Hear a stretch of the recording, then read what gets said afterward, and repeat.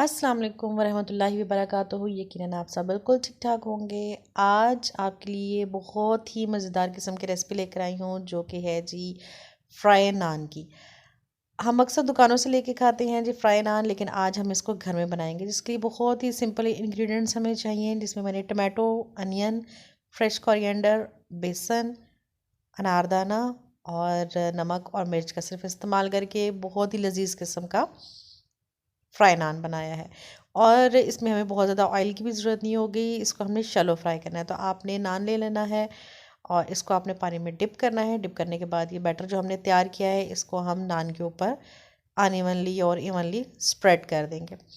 उसके बाद हम क्या करेंगे कि हमने तवा गरम किया और उसके ऊपर इसको दोनों तरफ से अच्छे से फ्राई कर लेना है। बहुत ज़्यादा हमने घी या ऑयल नहीं लगाना, हल्का हल्का घी लगाने के साथ इसको आपने फ्राई करते जाना है।